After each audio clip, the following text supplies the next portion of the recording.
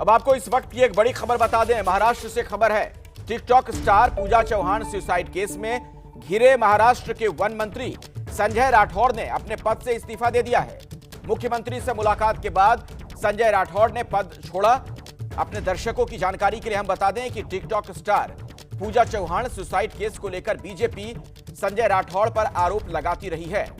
पूजा चौहान की 7 फरवरी को पुणे की एक इमारत से गिरकर मौत हुई थी, जिसे खुदकुशी का केस बताया गया था। और रौनक कुकरे इस वक्त हमारे साथ जुड़ गए, हमारे सहयोगी। रौनक, इस खबर से मुताल्लिक कुछ और भी जानकारी मिल पा रही है क्या? जी देखिए अखिलेश, फिलहाल कुछ देर पहले ही संजय राठौड़ ने महाराष्ट्र के मुख्यमंत्री उद्धव ठाकरे से उनके सरकारी निवास स्थान पर मुलाकात की और इस मुलाकात के दौरान उन्होंने अपनी ओर से अपने पद का इस्तीफा जो है वो मुख्यमंत्री को सौंप दिया। हालांकि ये इस्तीफा स्वीकारा गया है कि इस बारे में आधिकारिक जानकारी जो है वो मुख्यमंत्री कार्यालय की ओर से नहीं दी गई है। शाम 6 बजे बताया जा रहा है कि जब मुख्यमंत्री प्रेस कॉन्फ्रेंस करेंगे, कैबिनेट की बैठक है, उसके बाद कैबिनेट के अपने मंत्रियों को इस बारे में जानकारी देंगे और राजभवन को सूचित करने के बाद ही आधिकारिक तौर पर मीडिया और लोगों को इस बारे में बताया जाएगा। लेकिन आपको बता दूं अखिलेश कि ये पूरा पूजा चौहान आत्महत्या जो मामला है उसके बाद लगातार जो खुलासे हो रहे थे उसकी वजह से शिवसेना और महाराष्ट्र के मुख्यमंत्री दोनों इस बात का दबाव जो है वो लगातार बढ़ता जा रहा था कि संजय राठौड़ पर कार्रवाई की जानी चाहिए। और जब कल विपक्ष ने अपनी भूमिका साफ कर दी कि अगर संजय राठौड़ ने अपना इस्तीफा नहीं दिया तो कल से शुरू होने वाला बजट सत्र जो है वो चलने नहीं दिया जाएगा, जिसके बाद आज संजय राठौड़ को अपना इस्तीफा जो है पद का वो सौंपना पड़ा है। तो कुल मिलाकर संजय राठौड़ कुछ देर पहले ही अपने इस्तीफा देकर जो है वो मुख्यमंत्री के घर से बाहर निकले। फिलहाल उनकी तरफ से कोई प्रतिक्रिया जो है वो नहीं दी गई है। अखिलेश, शुक्रिया रौनक इस जानकारी के लिए आपका।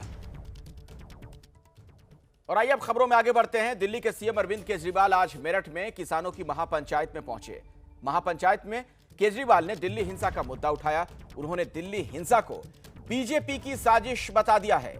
केजरीवाल ने यहां तक कहा कि लाल किले का पूरा कांड बीजेपी सरकार ने कराया। अरविंद केजरीवाल ने यह भी कहा जिन्होंने लाल किले पर झंडा फहराया वो बीजेपी के कार्यकर्ता थे। अरविंद केजरीवाल ने कृषि कानून को डेथ वारंट तक कह दिया। तो दिल्ली हिंसा पर अरविंद केजरीवाल का यह बड़ा हमला, दिल्ली हिंसा को बीजेपी की साजिश बता रहे हैं दिल्ली के मुख्यमंत्री।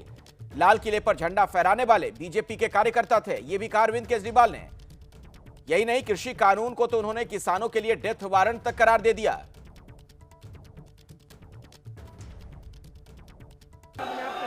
भाई साहब, मैं दिल्ली का मुख्यमंत्री हूं, मेरे पास बहुत लोग आते हैं, उत्तर प्रदेश के लोग भी आते हैं, किसानों के नेता भी आते हैं, पंजाब के लोग भी आते हैं।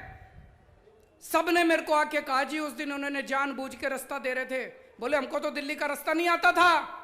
वो खड़े थे और कह रहे थे इधर से जाओ, इधर से जाओ, इधर से जाओ, जानबूझ के उधर भेज रहे थे। और जिन्होंने झंडे फहराए वो इनके अपने कार्यकर्ता थे। हमारा किसान कुछ भी हो सकता है, हमारा किसान अपनी जान दे सकता है, हमारा किसान देशद्रोही नहीं हो सकता।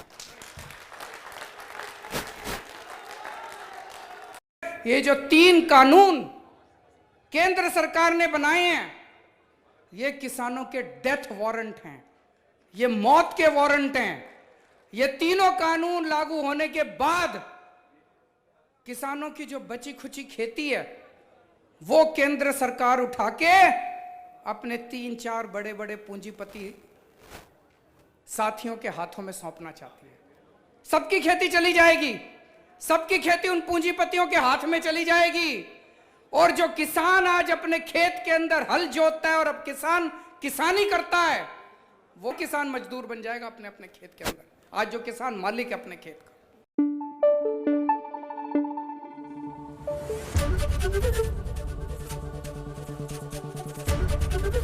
एबीपी न्यूज आपको रखे आगे।